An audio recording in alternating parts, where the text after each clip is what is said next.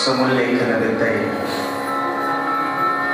सच्चिदानंद रूपाय शिवाय ब्रह्मणे नमः। प्रप्रथम वीरशैव विमल मत स्थापनाचार्य रेणुकादी पंचाचार्यांच्या चरणी अनंत भक्तिपूर्वक प्रणाम समर्पित करीत अमृतेश्वर मठाचे कर्तृगादीला अनंत प्रणाम समर्पित करू। या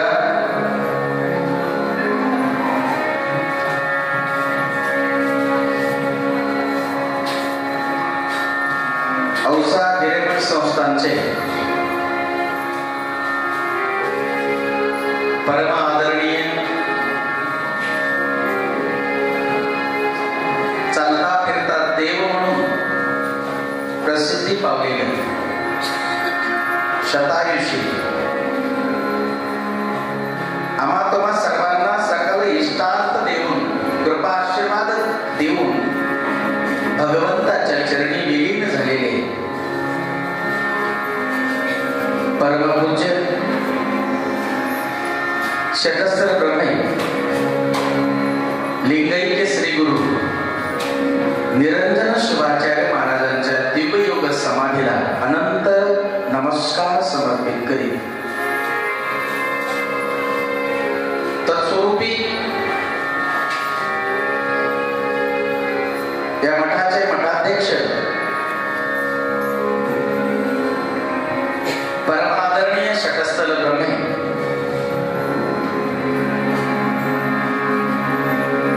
श्री गुरु डॉक्टर शांतवीरलिंग शिवाचार्य महाराज व बालतपस्वी श्री गुरु निरंजन शिवाचार्य महाराज या दोन्ही गुरुवर्यांच्या चरणी अनंत वंदन समर्पण करू।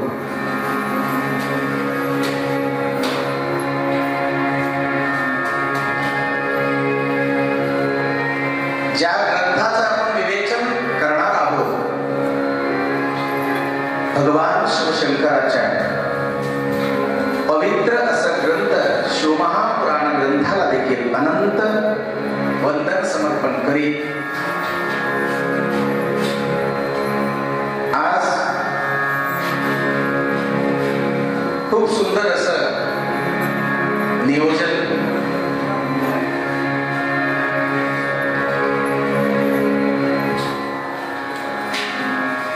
गायनाचा साथ देत असणारे या मठाचं शिष्य परंपरेमध्ये आलेले श्री कुमार सागर महाराज,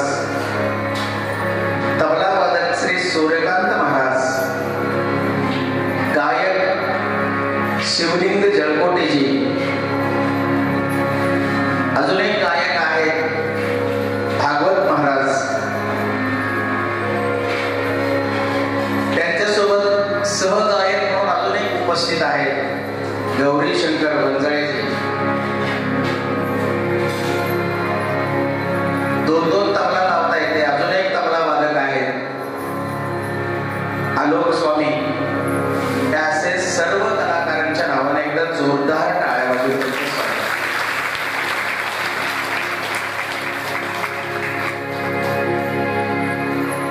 भजन करताना मला असं वाटू लागलं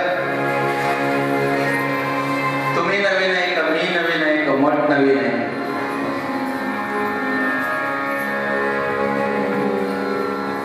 पण आज आपण इथं भजन करतोय हे कोणाच्या पुण्याही आहे तर हे सद्गुरु लिंगैक्य निरंजन शिवाचार्य महाराज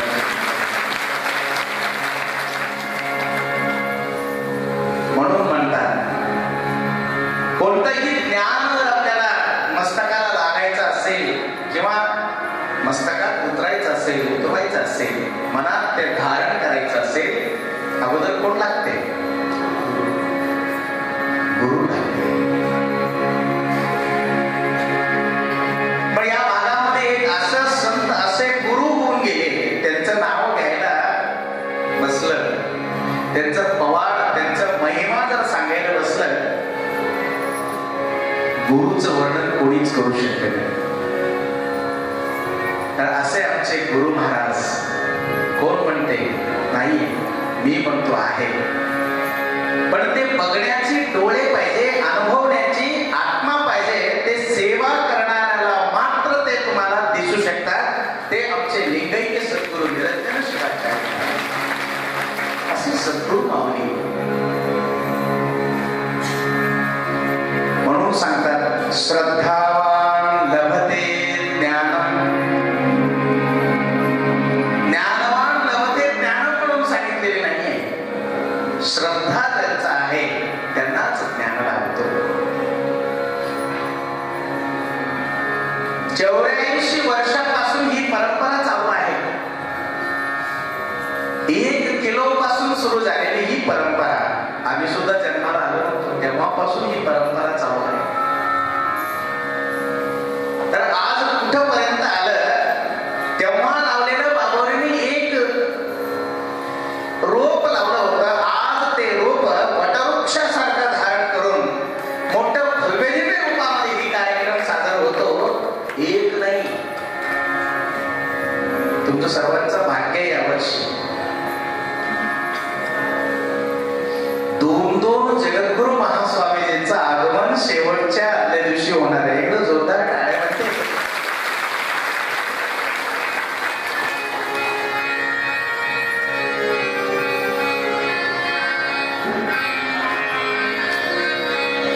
शिवमहापुराण कथा बऱ्याच लोकांना असं वाटतं की हे आहे काय कथा.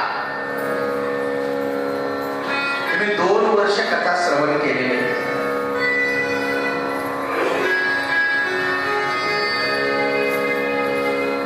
2 वर्ष कथेमध्ये थोडं सिंहावलोकन करा. सिंहावलोकन म्हणजे तुम्हाला मानव म्हणून बघायचं. एक वेळेस आपण सतीखंडाचं वर्णन केलं होतं. दुसऱ्या वर्षी माता पार्वती खंडाचं वर्णन केलं होतं. कारण अवसा एक असा आहे, इथं काही जरी बोलायचं असलं ना विचार करून बोलावं लागतं.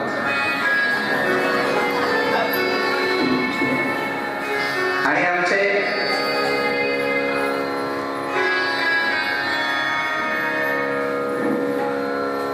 ग्रंथपूजन करून महाराजांचा सत्कार केलेले आमचं वीरशैव समाजाचे, औसा नगरीचे वीरशैव लिंगायत समाजाचे अध्यक्ष सुभाष अप्पा मुक्ताजी, एकदम जोरदार टाळ्या त्यांच्यासाठी बनते. आणि विजयकुमार मिटकरीजी आणि इथे उपस्थित असलेले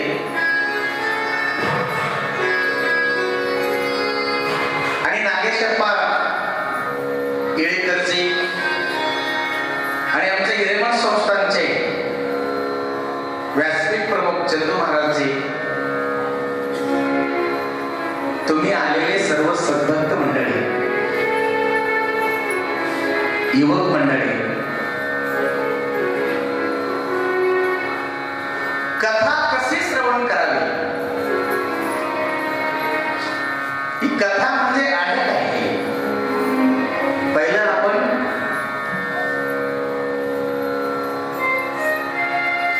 ज्ञान असं आहे, वे कृते वर्ध तयेव नित्यम.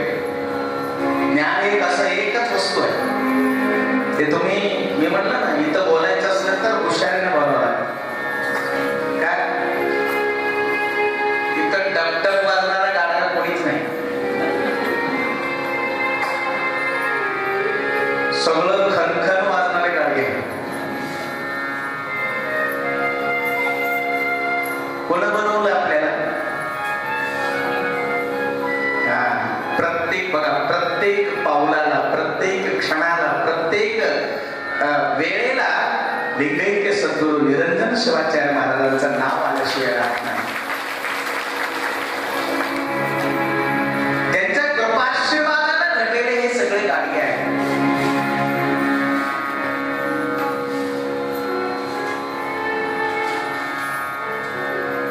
शिवमहापुराण कथा कशी श्रवण करावी, कसं यावं, नियम काय आहे, का बरं आपल्याला त्या कथेचं पूर्ण कृपा आपल्यावर का होत नाही, आज थोडंसं आपण आज चिंतन केलं पाहिजे. मला असं वाटतं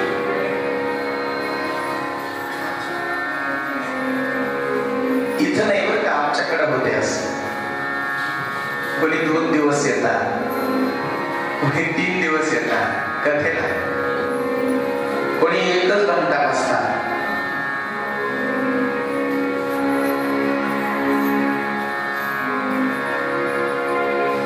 पण नेमकं हे कथा कसं श्रवण केलं पाहिजे, काही नियम आहे. तुम्ही ते आज तूप खाल्लं तर आजच रूप येते का? नाही महाराज, त्याला वेळ द्यावा लागतो, नित्य नियमानं सेवन करावं लागतो. मग तसं कथा श्रवण करण्याची विधी काय आहे का महाराज? आहे.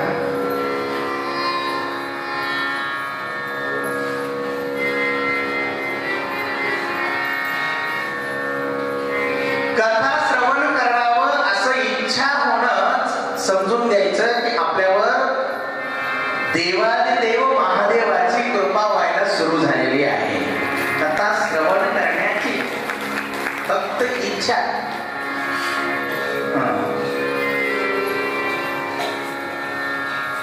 इच्छा असावी. इच्छामध्ये पण तुझा 2 प्रकार आहे. उत्कट इच्छा असावी, पाऊस आले म्हणून जाऊ दे आज घरीच बसू, लई लांब आहे, पावसात कोण भिजत जाणार.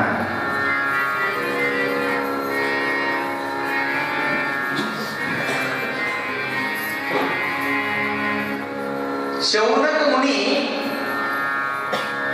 सूतजींना म्हणतात की शिवमहापुराण कथा श्रवण करण्याची विधी काय आहे. विधी पाहिजे. तुम्ही दीक्षा घेता, गुरु महाराज सांगतात पूजेची विधी काय आहे, कसं बसायचं, उत्तराभिमुखी, पूर्वाभिमुखी, सुखासन मध्ये बसून इष्टलिंगाचे दररोज पूजन करून गुरु महाराजांनी दिलेलं मंत्र पठण किमान 108 वेळा, 1 माळ तरी तू जीवनात एकदा दररोज करत जा असं सांगतात.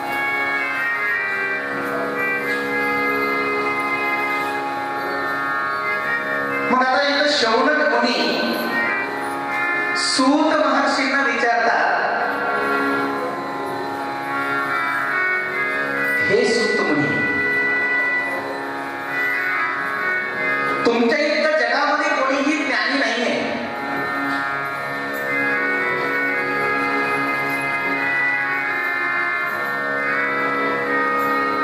तुमच्या इतकं शिवभक्त या जगामध्ये कोणी नाहीये.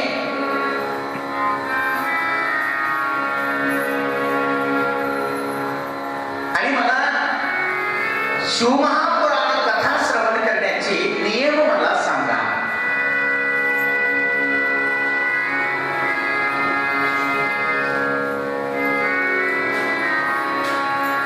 शिव कळणारच कळतो.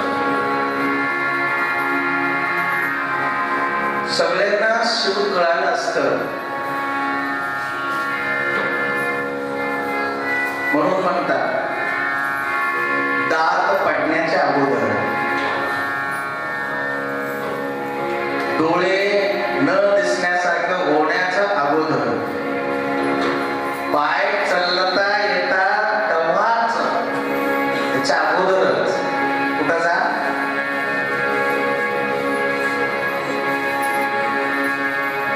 ज्यांचं दात पडलेले त्यांना तुम्ही शिव म्हणायला लावा. काय म्हणतात?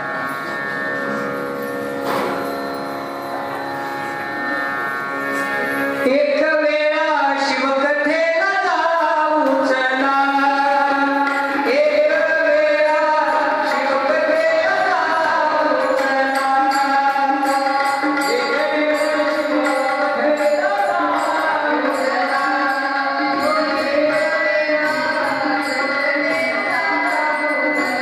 हो चला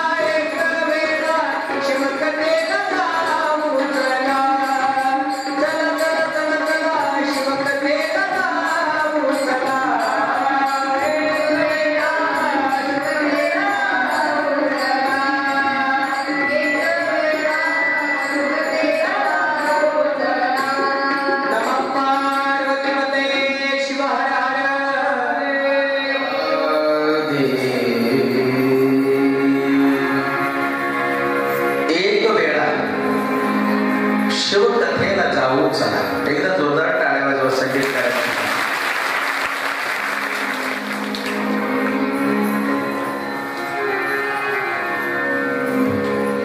शौनक ऋषी सूत महर्षींना विचारतात की नियम काय आहे.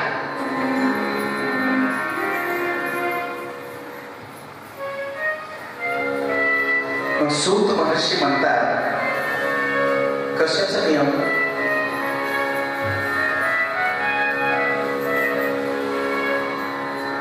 महाराज माझं मन अस्थिर झालेले आहे. ऐका शांत चित्तानं सर्वांनी शांत रीतीने ऐका. माझं मन अस्थिर झालेले आहे आणि मी व्याकुळ झालेले आहे. बघा असे किती जण सापडत नाही समाजात. अस्थिर मन, चिंताक्रांत, व्याकुळ झालो मी म्हणता की. बघा त्या लोकांना कुठंही बसलं ना समाधान राहत नाही. ते समाधानी नसतात. का की त्यांच्या मनाला एक रोग लागलेला असते. बघा तुम्हाला शरीराला लागलेले रोग कोणतेही डॉक्टर नीट करू शकते. मनाला लागलेला रोग एकच डॉक्टर नीट करू शकते, ते म्हणजे आपले लिंगैक्य सद्गुरू निरंजन शिवाचार्य महाराज. एकच डॉक्टर.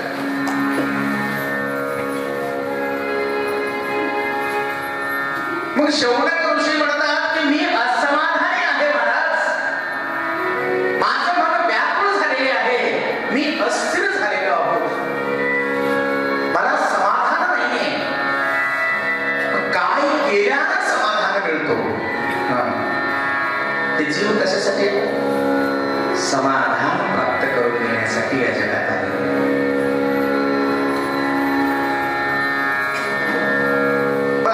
आता पावसाळ्याचा दिवस, मेघ बरसतो, पाणी पडते, त्याला समाधान आहे का. नाही. ते नदी नाल्यानं जाऊन ते कुठे मिळते. नाले, नदी, वडे, पूर्ण मोठं नदी. मग ते तिथेही समाधान नाही त्याला. मग केव्हा समाधान होते त्याला. ते जेव्हा जाऊन सागरामध्ये मिळतो तेव्हा त्याला समाधान होतो. म्हणजे ते कुठून आला. सागरातूनच वरी आला. आणि आपल्याला पुन्हा सागरातच जाऊन मिळाल्याच्या नंतर त्या जलाला समाधान जसं वाटतो तसं या जीवाला सुद्धा तसंच आहे. हो या जीवाला समाधान जर व्हायचं असेल, एकमेव औषधी आहे ते म्हणजे माझे शिवमहापुराण कथा. ही कथा श्रवण केल्याच्या नंतर जीवनाला समाधान. शौनक महर्षी म्हणतात मी लय असमाधानी झालेले आहे. माझ्या जीवनामध्ये एवढे तरंग उठत आहे, एवढं मी चिंताक्रांत झालेले, एवढं मी व्याकुळ झालेले आहे. महाराज काय केल्यानं मला समाधान होईल. काय केल्यानं समाधान होईल.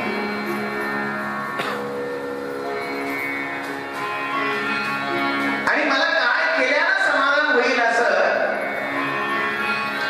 शौनक ऋषी सूतजींना म्हणल्याच्या नंतर, म्हणून प्रत्येक संतांनी जगताना काहीतरी शब्द मागे सोडून गेलेले आहे. शिवमहापुराण कथा काही वेगळं नाहीये. आपली कथा आहे, आमची कथा आहे. एक व्यक्ती जन्माला आल्याच्या नंतर मोक्ष प्राप्तीकडे कसं जावं हे सांगणारा कथा म्हणजे शिवमहापुराण कथा.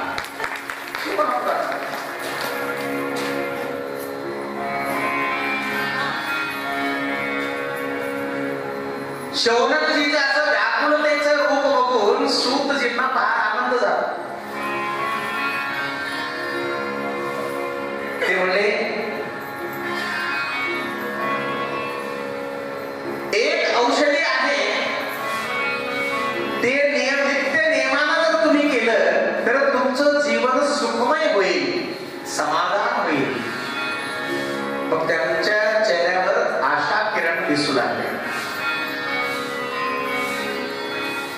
सूत महर्षी शौनक ऋषींना म्हणतात,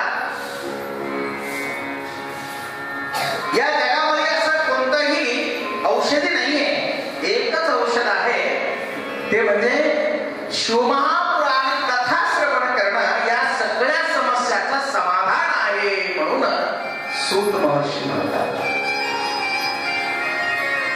पण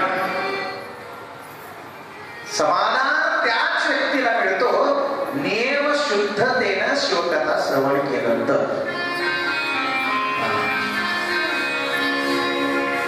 उदर यायचं, बसायचं, एक दोन सागर महाराजाचं भजन ऐकायचं, थोडं माईक वरडले की त्याच्याकडे बघायचं, कोण आले की त्याच्याकडे बघायचं, असं नाही. सूत महर्षी शौनक ऋषींना म्हणतात की तुमच्या जीवनातील कष्ट दूर करायचं असेल, दुःख दूर करायचं असेल, अहोभाग्य निर्माण करायचं असेल तर पहिलं तुम्ही एक नियम पालन करा. मनामध्ये शिवमहापुराण कथा श्रवण करावं अशी इच्छा व्यक्त करा. इच्छा नाही, उत्कट इच्छा. इच्छा वेगळं, भेटलं तर चालते, नाही तर नाही. उत्कट इच्छा.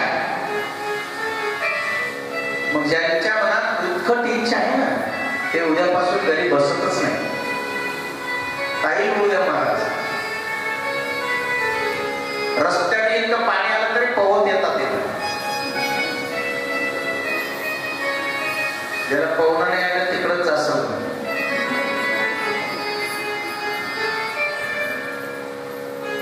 सूत महाराज म्हणतात पहिलं इच्छा व्यक्त करणं. इच्छा, उत्कट इच्छा. इच्छा दोन आहे तुम्हाला म्हटलं. उत्कट इच्छा व्यक्त करणं, मला शिवकथा श्रवण करायचं आहे अशी इच्छा जरी झालं ना, समजून घ्यायचं आपलं जीवनाचा उद्धार व्हायला सुरू झाला. म्हणजे इच्छा पाहिजे. मग दुसरा नियम काय महाराज? बरोबर का? हे नियम सांगत आहे सूत महर्षी शौनक ऋषींना सांगितलेले नियम आहेत. शिवकथा कसे श्रवण करावे. मग आपल्याला सुद्धा त्यांच्यासारखंच नियम बनवून, आज पहिला दिवस आहे, इथून पुढे चालणाऱ्या 7 दिवसाची कथा श्रद्धेनं जे नियम सांगितलेले त्या नियमानं आपण पालन केलं पाहिजे. पहिला नियम आहे उत्कट इच्छा व्यक्त होणे. इच्छा आहे ना, उत्कट इच्छा पाहिजे. दुसरा नियम,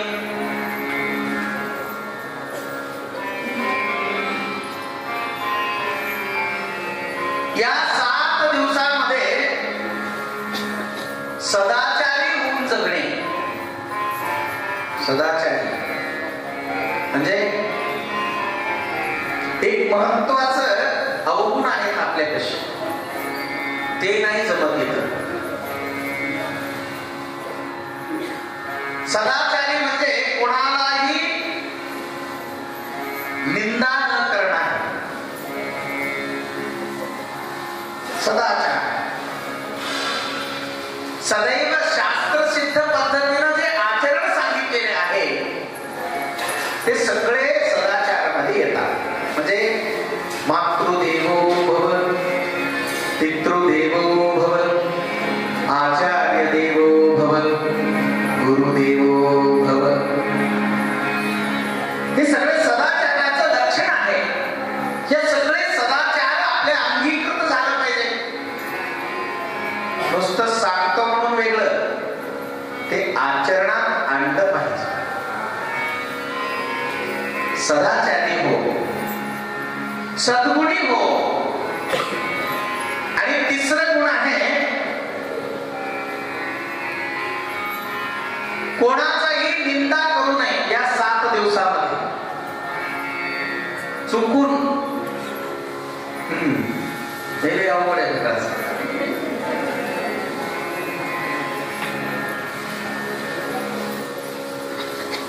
हे नियम आहेत बरं का. जसं आता तुम्ही पहिली वर्ग, आपण आज पहिल्या वर्गात आहोत, पहिलीला आहोत आज. पण पहिलीला असल्यावर पण त्या लेकराला काय सांगतात, नियम सांगतात. इतक्या वाजता आलंच पाहिजे, इतका अभ्यास केलंच पाहिजे, हे डब्बा खाल्लंच पाहिजे. पण सदाचारी व्हावं. तिसरं वाक्य आहे परनिंदां न कुर्वते. इतरांची निंदा करू नको. किती दिवस? किमान 7 दिवस. महाराज हे नियम बांधताय की तुम्ही? आपल्याला बदलता येत नाही. हे सूत महर्षी शौनक ऋषींना सांगतात की शिवमहापुराण कथेचं कृपा जर करून घ्यायचं असेल, काही नियम आहे. या नियमाप्रमाणे जर तुम्ही कथा श्रवण केला, आपल्या मनातलं असमाधान, दुःख, दारिद्र्यता,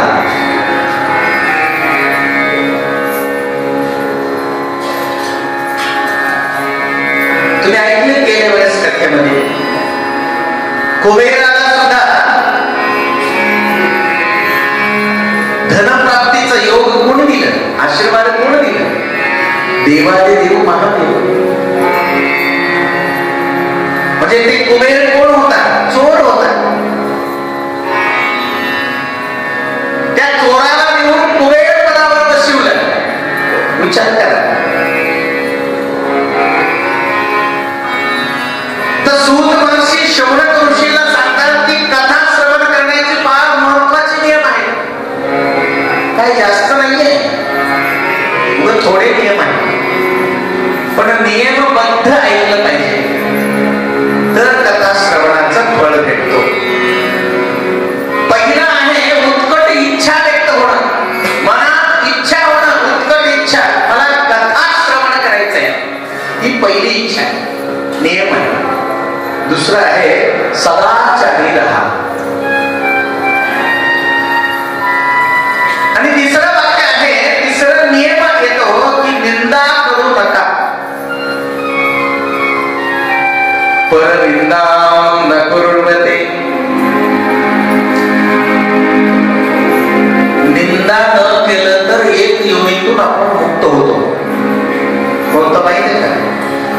सांगू.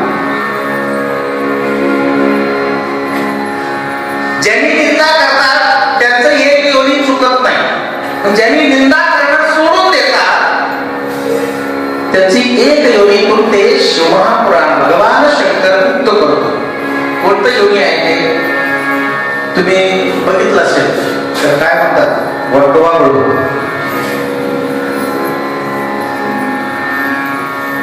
बघितलं? त्याला दिवस दिसत नाही, बरोबर, रात्री दिसते त्या. आणि त्याचं इन्कमिंग आउटगोईंग एकच ठिकाणी आहे. म्हणजे त्यांनी इथूनच भोजन करतो, इथूनच विष्ठा टाकतो. मग ज्यांनी निंदा करतात ते त्या योनीत जात नाही. म्हणजे ज्यांनी केलं तर ते योनी काही चुकत नाही. मग त्या शिवमहापुराण कथा सांगते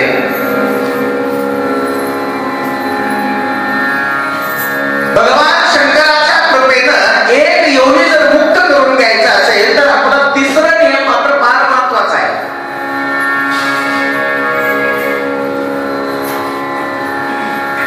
निंदा करायचं नाही.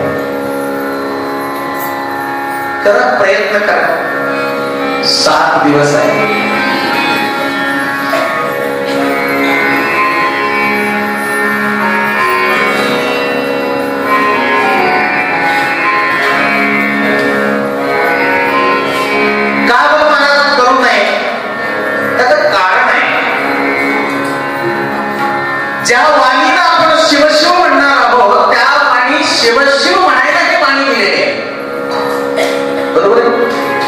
तुम्ही बघा तुमच्या घरामध्ये येऊन एक पक्षी घोषणा करते, पक्षी त्याचे एक घर बनवते.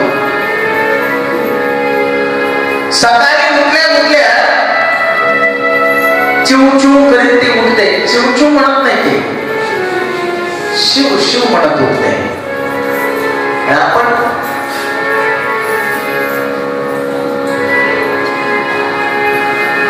काय म्हणत उठतो?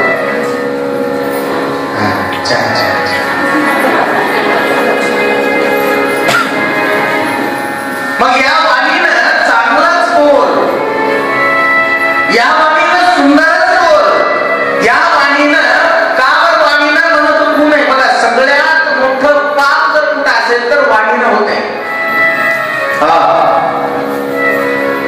सगळ्यात मोठं पाप कोणाला मारल्यानं होत नाही, वाणीनं होते. कसं महाराज?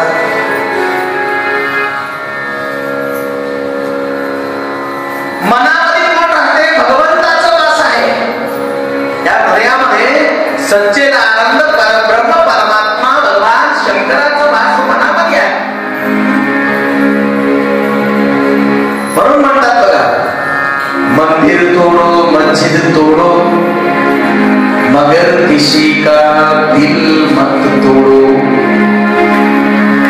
कारण तुम्ही मंदिर पाडलं तर पुन्हा बनवता येईल, काहीतरी पडलं तर बनवता येईल, पण एक वेळ जर तुमच्या वाणीनं जर समोरच्या माणसाचं मन मोडला किंवा तुटला, त्याला जगात कोणतीच सुविधा शिवता येत नाही.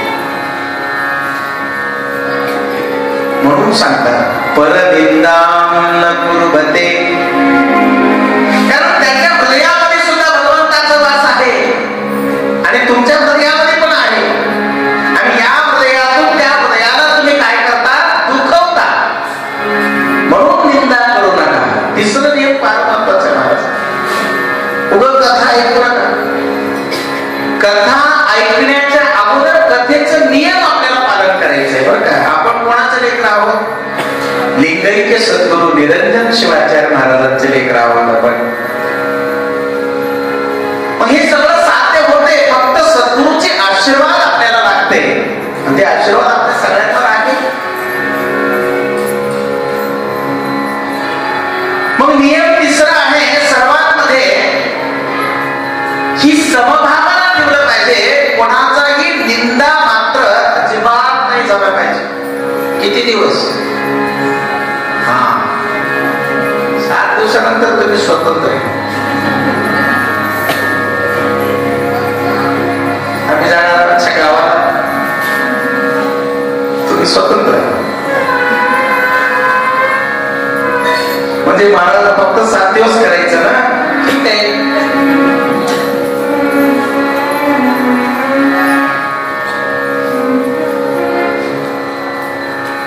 बघा दुःख कुठं आहे? हे ग्रंथ कशासाठी आहे? सुखप्राप्तीसाठी ग्रंथ आहे, बरोबर. दुःख कुठं आहे? वाणीमध्ये आहे. बघा तुम्ही 32 लोक धरून बसलेले त्याला जिबीला, पण थोडं इकडं तिकडं जर झालं तर 32 लोकांना बाहेर टाकते. यस, टाकते की नाही? निंदा करू नये. मग निंदा केलं किंवा काय अवाच्य शब्द बोललं, ही वाणी भेटलं शिवनाम स्मरण करण्यासाठी, ही वाणी भेटलं शिवाचे भजन करण्यासाठी, ही वाणी भेटलं शिवाचं स्मरण करण्यासाठी, या भगवंत परब्रह्म परमात्म्याचं ध्यान करण्यासाठी ही वाणी भेटलेली आहे. परंतु कोणाचीही निंदा करण्यासाठी ही वाणी भेटलेली नाही. शिव शिव वेळोवेळा, शिव शिव वेळोवेळा,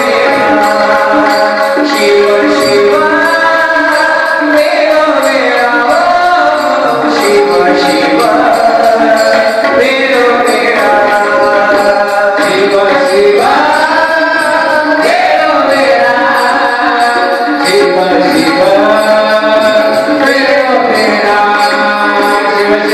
शिव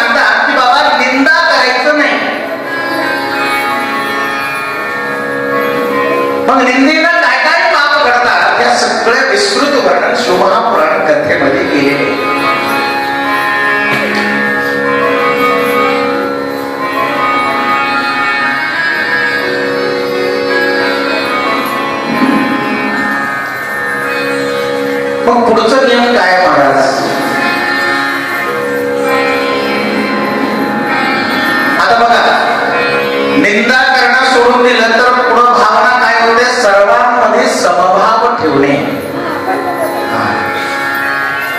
बघा, एकूण एखादा संबंधित आहे की नाही, निंदा केली निघून त्याच्या गावाला, तर मनामध्ये काय होतं की समभावना तयार होते.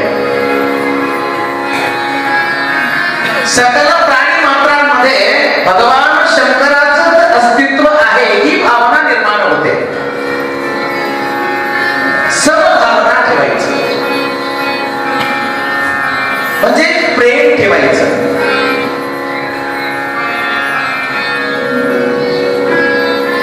आणि पाचवा नियम आहे, शिवमहापुराण कथा श्रवण करणं एक व्रत आहे म्हणतात. ते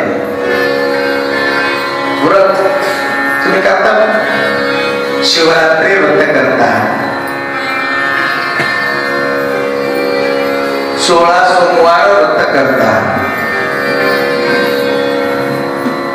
किती व्रत आहेत? अनेक व्रत आहेत.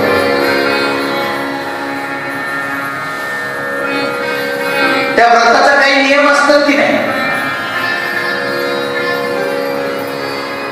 आता 16 सोमवार व्रत करताना सीमा ओलांडू नये म्हणतात. सीमा म्हणजे तुम्ही औषधामध्ये करत असलं तर औषधच राहायचं 16 सोमवार संपुष्ट. मधातच कुठेतरी गावाला जाऊन यायचं येतं, मग गेले पुन्हा पहिल्यापासून सुरू करायचं. व्रत भंग झाला.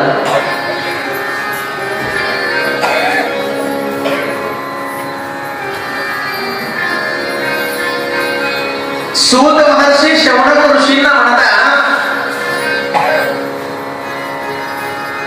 शिवमहापुराण श्रवण करणं एक व्रत आहे. व्रतासारखं करायचं. व्रत म्हणजे समाधानानं, निंदा न करता, शांत चित्तानं सांगत असणारे व्यक्ती कथेच्या स्वरूपामध्ये काय सांगतात, ते शब्द काय पडतात, त्या शब्दाचा अर्थ माझ्या डोक्यात जाते की नाही हे विचार करणं.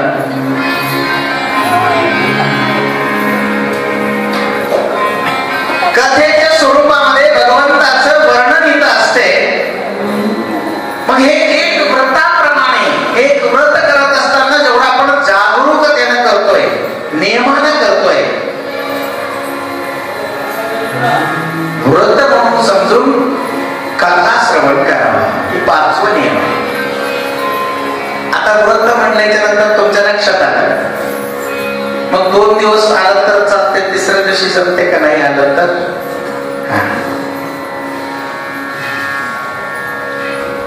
व्रत आहे 7 दिवस. आता व्रताला आपण सुरुवात झाला आजपासून. या 7 दिवसाचं व्रतामध्ये विघ्न नकोय. 5वा नियम आहे, व्रतासारखं शिवमहापुराण कथा श्रवण करणे. विघ्न नाही आलं पाहिजे. काहीतरी येते, अर्जंट कुठंतरी जाणं येते,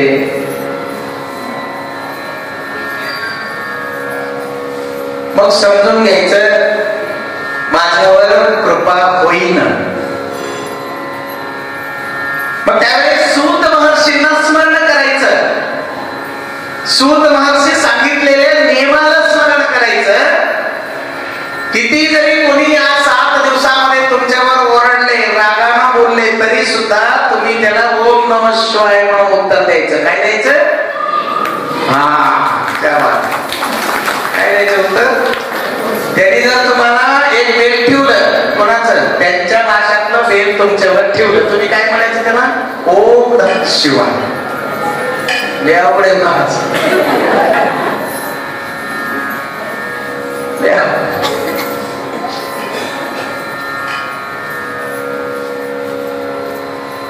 करून तरी बघा. करून बघा. कारण आपण 7 दिवस व्रतामध्ये आहोत. औसा हिरेमठ संस्थानच्या पवित्र प्रांगणामध्ये बाबोलीच्या सानिध्यामध्ये डॉक्टर शांतिलिंग शिवाचार्य महाराजांच्या उपस्थितीमध्ये आज शिवमहापुराण कथा प्रारंभ होते. तर आपण आज व्रताचं नियम धारण करत आहोत. म्हणून आम्ही आज कोणीही काहीतरी बोललं, ओम नमः शिवाय सगळ्यात भारी म्हणून बघा. ते समोरचा व्यक्ती विचार करत, मी इतकं बोलायला तरी याला काही फरकच नाही.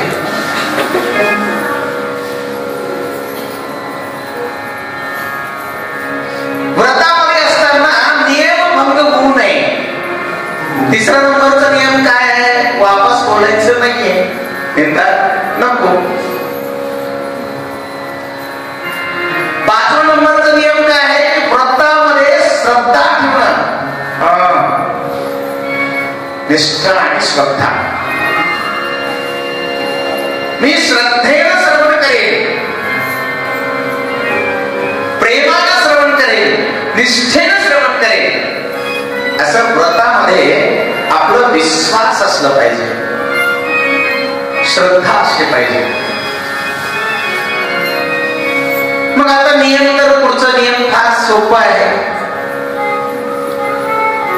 एक चांगल्या कथा वाचकांना बोलवून घ्यायचं, श्री गणेशाची पूजन करायचं, ग्रंथ पूजन करायचं, त्यांचा आदरातिथ्य करायचं, सत्कार करायचं आणि शिवमहापुराण ग्रंथाला वंदन करून हे सर्व नियम मी 7 दिवस पर्यंत तरी मी निष्ठेनं पाळणार म्हणून बाबोलीच्या चरणी नमस्कार करून हे सगळं वचन त्यांना द्यायचं.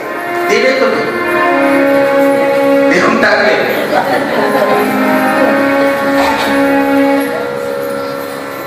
मग बघा,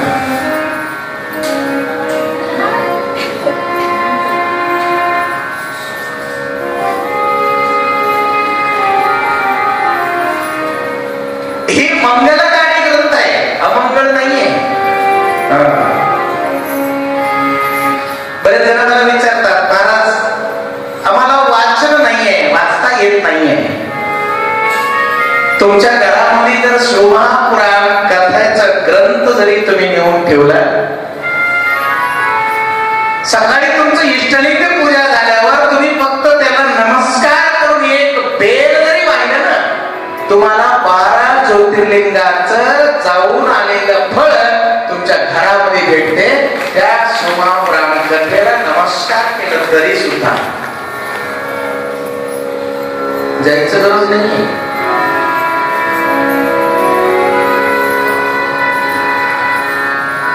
या 7 दिवसामध्ये आचार विचार शुद्ध ठेवून, आपल्या मनाला संयम ठेवून, अन्न मात्र सात्विक अन्न ग्रहण करणे हे नियमामध्ये येते. म्हणजे सात्विक म्हणजे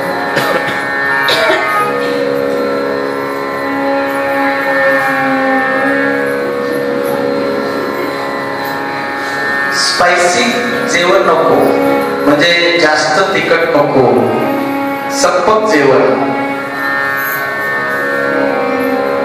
यथा खाणे अन्न तथा बने मन.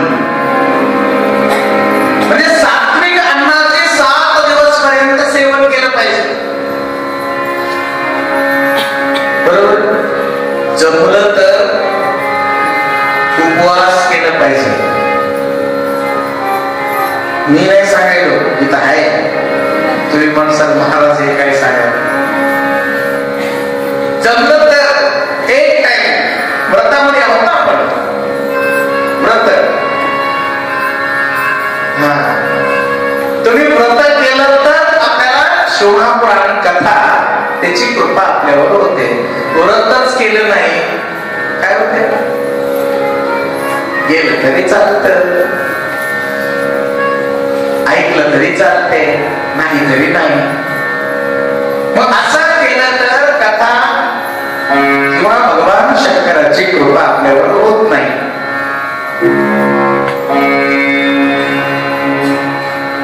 शिवमहापुराण कथेमध्ये त्याचा परिचय संक्षिप्तामध्ये देतो. 1,00,000 श्लोक या शिवमहापुराण ग्रंथामध्ये आहे. किती? 1,00,000 श्लोक.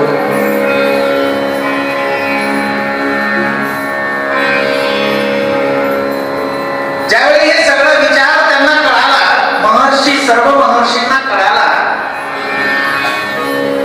अत्यंत विद्वान असणारे अजून एक महर्षी व्यास महर्षी,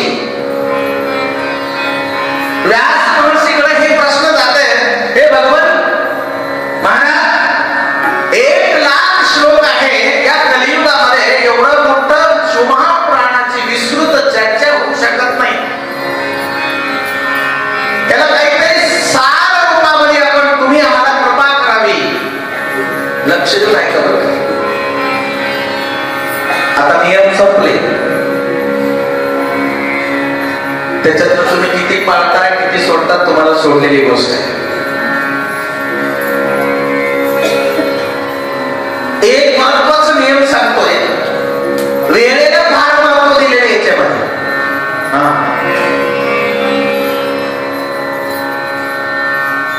बरोबर टायमाला रोज प्रारंभ झाला पाहिजे. सूत महर्षी शौनक ऋषींना सांगतात, हे सगळं नियम करून नित्य नियमाचं 7 दिवसाचा तुम्ही वेळ ठरवला पाहिजे. त्या वेळेला ती कथा श्रवण केलंच पाहिजे. बरोबर आहे ना? मग आता तुम्ही मला सांगा, किती वाजता सुरू करायचं?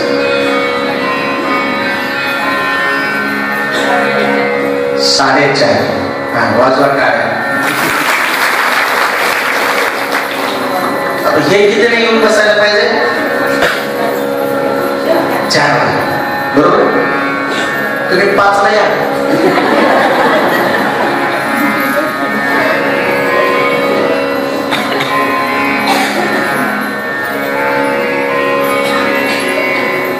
वेळेचं फार महत्व आहे. म्हणजे आज तुम्ही 2ला सुरू केलं, उद्या 5ला सुरू केलं, परवा दिवशी 3ला सुरू केलं, असं नाही. व्रत आहे, व्रताचा काही नियम आहे. मग सूत महर्षी शौनक ऋषींना सांगतात की नियमाला फार महत्व आहे, म्हणून वेळेचं निर्बंध याच्यामध्ये आहे. त्याच वेळेला जे मुहूर्त आपण ठरवतो त्याच मुहूर्ताला सुरू झालं पाहिजे. ठीक 4:30 वाजता उद्यापासून सुरू होणार. मग या शिवमहापुराण कथेचा परिचय जर म्हटलं, 1,00,000 श्लोक या शिवमहापुराण कथेमध्ये आहे. सर्वांना चिंता पडली, चिंता वाटलं, 1,00,000 श्लोक हे समजवणं किंवा समजून घेणं हे फार बुद्धीच्या पलीकडचं आहे. भगवान त्याला काहीतरी कलियुगामध्ये सार रूपामध्ये झालं पाहिजे. म्हणून सर्व महर्षी लोक मिळून कोण म्हणाले? व्यास महर्षी.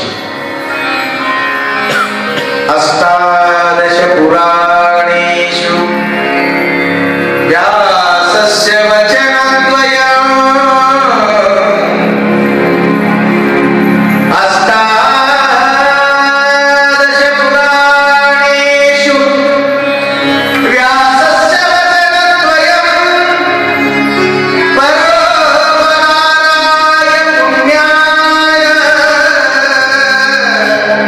बाबा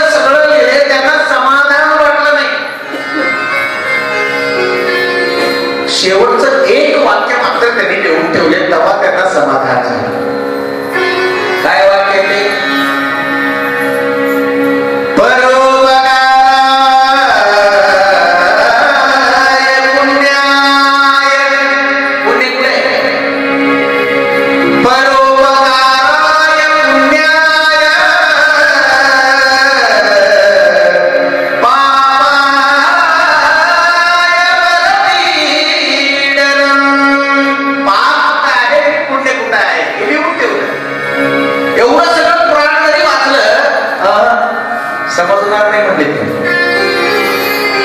एवढं 11 पुराण लिहिलं व्यास महर्षीनं, एवढं सगळं लिहिलं. लिहिल्याच्या नंतर त्यांनी बघितले, थोडं मनाला सीमावलोकन केले, मनाचं समाधान त्यांनी विचारलं. त्यांना असं वाटलं की मी हे सगळं लिहिलं पण याच्यातून काहीच येणार नाही. लोक म्हणले काय लिहिलं पाहिजे, म्हणजे यांच्या हातातून पाप घडलंच नाही पाहिजे, असं काय लिहिलं पाहिजे. बघा हे लिहून ठेवलं पाहिजे तुम्ही घरामध्ये. कोणी कोणी वड्याचा फोटो लावते घरात, कोणी कशाचं चित्र लावतात. हे लिहून ठेवलं पाहिजे, असे वाक्य प्रिंट करून घरात लावलं पाहिजे. परोपकाराय पुण्याय, पुण्य कुठे आहे? तुमच्या हाताने जर कोणाला मदत घडलं किंवा सत्कार्य घडलं तिथं पुण्य. परोपकाराय पुण्याय, पाप कुठे? पापाय परपीडनम, दुसऱ्याला जर तुम्ही पीडा दिलं.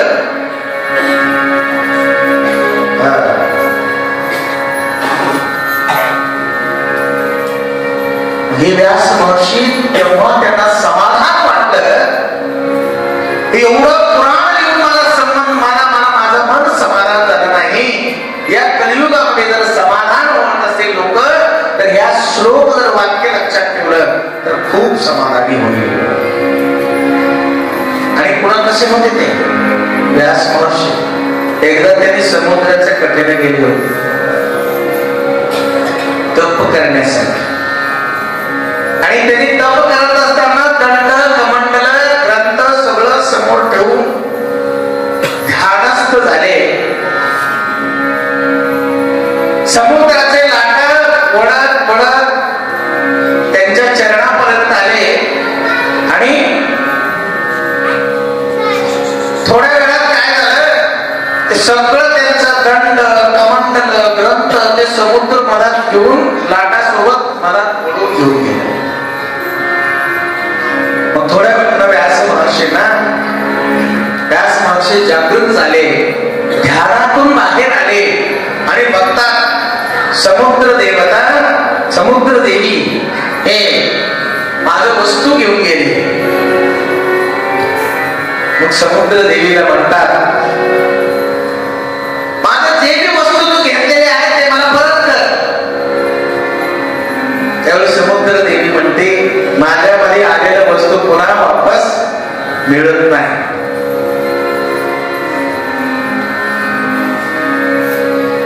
मग व्यास महर्षींना कोप येतो.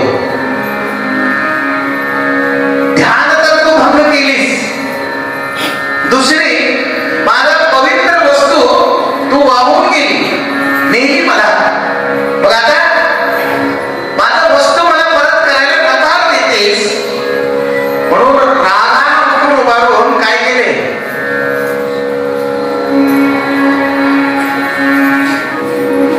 तुला मी पृथ्वी तलावर ठेवतच नाही म्हणून दोन्ही वंजळीमध्ये पूर्ण समुद्र हातात घेतले. म्हणजे आपले बकेटातले एक तांब्यावर पाणी आपल्या हातात थांबत. व्यास महर्षी रागाने उठून समुद्र देवीला म्हणतात, तुला मी इथं ठेवणारच नाही म्हणून सगळं वंजळीमध्ये सगळं समुद्र हातात घेतात. त्यावेळी त्याचं चुकीचं त्याला अनुभव होतो आणि मग क्षमा याचना करते. सांगण्याचा उद्देश एवढंच आहे, व्यास महर्षीची शक्ती काय होती. मग अशा व्यास महर्षीकडे सगळे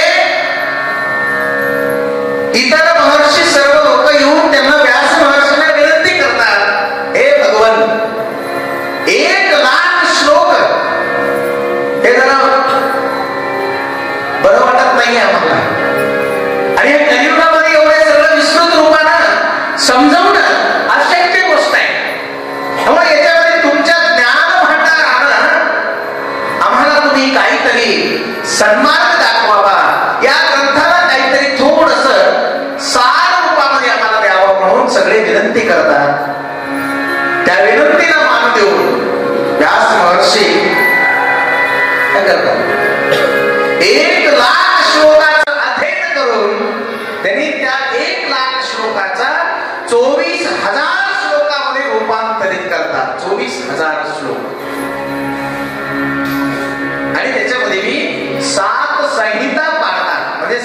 धडे असं शिवमहापुराण कथेचं अल्पसा हा परिचय आहे. म्हणजे एवढं लक्षात ठेवायचं. मला आता कोणी विचारतात मूळ शिवपुराण ग्रंथामध्ये किती श्लोक आहे? 1,00,000 श्लोक आहे म्हणायचं. आणि व्यास महर्षीने त्याला 6 रूपामध्ये बनवलेलं श्लोक किती आहे? 24,000 श्लोक आहे म्हणायचं. पाहिजे की नाही माहिती? मग या 24,000 श्लोकामध्ये 7 संहिता रूपामध्ये म्हणजे 7 धडे असं करत करत 6 रूपामध्ये सर्वांना ते समजवतात. इतकं सुंदर असं ग्रंथ हे शिवमहापुराण कथेचं. कारण कथा काय दूर करते? व्यथा दूर करते.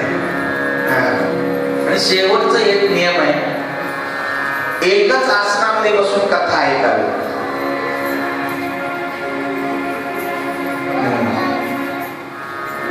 असू दे उद्यापासून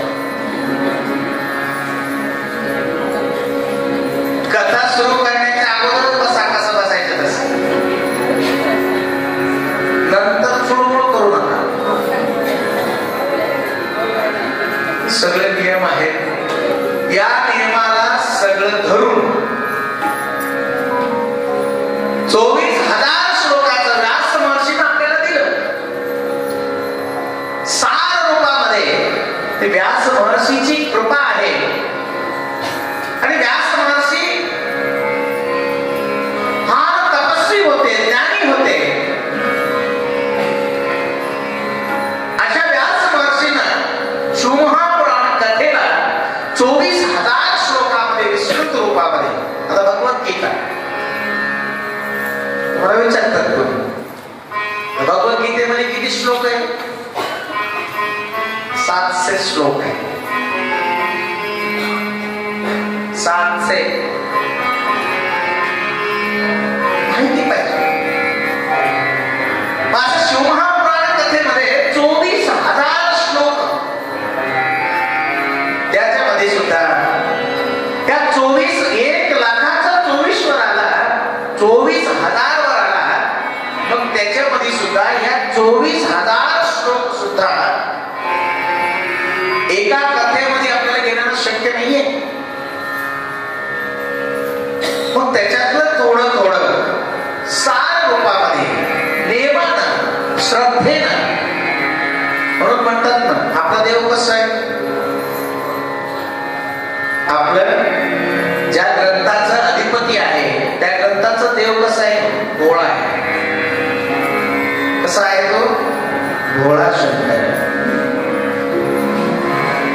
24,000 श्लोक बघू नका. फक्त 24वे श्लोक तुम्ही पाठ केलं किंवा म्हणलं किंवा स्मरण केलं. 24 नको, एकच. का? तर त्यांचं स्वरूपच असं आहे, प्रेमाळू, दयाळू, मायाळू. सर्व प्राणी मात्रांना प्रेम देणारा, सगळ्यांना तारणारा, सकल प्राणी मात्रांना आश्रय देणारा एकच देव, ते म्हणजे माझे देवादिदेव महादेव. सर्वांना प्रेम देतो. आणि असं प्रेमळ शिवमहापुराण कथा. खरं तर आज पहिला दिवस आम्हाला असं वाटत होतं की आज महाराज काही 3ऱ्या दिवशी येतात का 4थ्या दिवशी येतात, आम्हाला असं वाटायचं. पण यावर्षी आमचा योग चांगलं म्हणावं लागेल. पहिल्याच दिवशीपासून महाराजांची उपस्थिती आहे. जोरदार टाळ्या वाजतात. आणि 3ऱ्या वर्षाची सेवा सुद्धा करण्याचे भाग्य महाराजांनी आम्हाला दिलं. भावरेची सेवा जितकं त्यांनी केलं तितकं कमी आहे. आणि भावरेची सेवा जितकं आपण करू तितकं आपल्या जीवनामध्ये उजळ होणार आहे आणि अंधार कधी होणार नाही, हे माझा संकल्प आहे. वरची निष्ठा, वरवर श्रद्धा, निष्ठा, विश्वास ठेवू आज आपण शिवमहापुराण कथेचं नियम श्रवण केलं. कारण उद्या ठीक नियमाप्रमाणे 7 दिवस चाललं पाहिजे याची सर्वांनी काळजी घ्या. अजून जागा रिकामा आहे, हे सगळं नियम त्यांना सांगा येणाऱ्याला, आणि त्यांना नियम सांगून तुमच्या घरी लग्न असल्यावर कसं जाता कुंकू लावायला तसं जावा. कुंकुमाची डबी घेऊन वाटल्यास रिक्षाची भाडा महाराजाकडून घ्या, ते सगळं घर घर फिरा आणि सांगा. नाही तर सुभाषप्पा मुक्ताजीकडून घ्या. समाजाचे अध्यक्ष आहेत ते, नाही तर त्यांनाच कुंकू लावून जावा, सगळ्या समाजाला लावल्यासारखं होतं. अशा पद्धतीनं आमचे सुभाष मुक्ताजी यांना सांगण्याचा उद्देश एवढाच आहे, ही गंगा आहे. तुम्हाला सांगतो, ही गंगा आहे. गंगा कधी म्हणत नाही मी तुझ्या दारात येते, ये आंघोळ कर, बाहेर ये. गंगा जिथं वाहती, या तर केदारनाथ गंगोत्रीला जा, या तर काशीला जा. मग जिथं गंगा अवतरण आहे, गंगा प्रवाहित आहे, तिथं जाऊन आपलं स्नान करून यावं लागतं. तसं आज हिरेमठ संस्थान औसा नगरीमध्ये हे गंगा 84 वर्षापासून वाहत आहे आणि वाहत राहणार आहे. अशी गंगा, त्या गंगेमध्ये स्नान केल्याच्या नंतर आपलं पाप हरण झाल्याशिवाय होणार राहणार नाही. अशी गंगा, पवित्र गंगा, ही सद्गुरु निरंजन शिवाचार्य महाराजांनी अवतरविलेलं पवित्र गंगा सत्संग गंगा आहे. त्या गंगेमध्ये सर्वांनी स्नान करण्यासाठी तुम्ही सगळ्यांच्या घरी जाऊन आमंत्रित करा. फोनद्वारे सांगा, काही सांगा, उद्या मला रिकामा जागा भरून काढा, असं तुम्हा सगळ्यांना सूचना देत. तर आज खूप धन्यवाद सुभाष मुक्ताजी, तुम्हाला धन्यवाद. उद्या जागा पुरणार नाही असं त्यांचा विचार आहे. असंच बाबांचा आशीर्वाद तुम्हाला सगळ्यांना राहू द्या. आतापर्यंत संगीताचा साथ दिलेले सर्व महोदयांच्या नावाने एकदा जोरदार टाळ्या वाजवून करा. तेवढं आज नियमबद्ध सांगून उद्याच्या दिवशी उद्याचा विषय उद्या आपण घेऊ एवढं सांगून माझ्या आजच्या शिवमहापुराण कथेला विराम देतो. ओम शांती शांती शांती. नमः पार्वती शिव हर हर महादेव. आजच्या या कथेच्या पहिल्या दिवशी शिवकथामध्ये जे प्रत्येक मानवाला आवश्यकता आहे ते म्हणजे शुचिर्भूत. कारण कुठलंही कार्य असताना आपण पूजा करतो तर आंघोळ करून पूजा करतो. पण लग्नाला जात असताना जाता सगळे नटून तटून जातात, बरोबर आहे. पण शिवकथेला येताना कसं यायचंय की निर्मळ मन लक्षात घ्या की आपण कुठेही कथेला जातात असताना मनामध्ये कुठलाही या ठिकाणी द्वेष राहू नये किंवा दूषित भावना न राहता निर्मळ मनाने जर आपण कथा ऐकला तर ती एक जीवनामध्ये साधना होते. आणि दुसरी गोष्ट या ठिकाणी जी सांगितलेलं आहे की जे आसन म्हणजे प्रत्येकाने तुम्ही आज ज्या जागेवर बसला त्या जागेवर 7 दिवस बसून कथा ऐकावं नसता. उद्या काही लोक येऊन कब्जा करायचा प्रयत्न करू नका. नवीन आलेले लोक मागे बसा, हे लक्षात ठेवा. म्हणजे ही कथेची परंपरा आहे. कथा असेल, सकाळी पारायण असेल की ज्या ज्या आपण एका ठिकाणी बसतो त्या एका जागेवरच बसून त्या ठिकाणी आपण ही कथा ऐकणं गरजेचं असतं. म्हणून आजच्या या ठिकाणी शिवकथेमध्ये सुंदर विवरण. ते सर्वात प्रथम शुद्धता ही महत्वाची आहे जीवनामध्ये. ती शुचिर्भूत होऊन आपण कुठलंही कार्य या ठिकाणी करावं. म्हणून या ठिकाणी आजची कथा संपन्न झालेली आहे. त्याचप्रमाणे उद्या सकाळी ठीक लवकर 8:30 वाजता सिद्धांत शिखामणीचं पारायण होईल आणि दुपारी पारायण नंतर लगेच उद्याचे महाप्रसादाचे सेवा आहे. सोमनाथ बाबूराव पेंडपाले आणि लवकरात लवकर ज्या ज्या लोकांना आता आपण सर्व उपस्थित आहात, आपण सर्वजण आणि पारायणाला बसले सर्वजण उद्या लवकरात लवकर 1 वाजता येऊन महाप्रसाद घ्यावा. कारण इथं जेवण तुम्ही जर 4-5 वाजेपर्यंत चालवलं तर आपल्याला कथेला या ठिकाणी उशीर होते. पण एक लिमिट आपण ठेवणं गरजेचं आहे. कारण प्रसाद घेणाऱ्यांनी पटदिने 1:30-2 पर्यंत येऊन प्रसाद घ्यावा, म्हणजे 3-3:30 पर्यंत आपल्याला हे हॉल या ठिकाणी कथेला रिकामा या ठिकाणी मिळेल. म्हणून प्रत्येकाने या ठिकाणी प्रसादाचा लाभ या ठिकाणी घ्यायचा आहे. आणि आजच्या या ठिकाणी जी सेवा केलेले होते महाप्रसादाची चन्नप्पा कल्याणी, त्याने त्या ठिकाणी आरतीला उभा टाकायचा. यानंतर महाआरती होईल.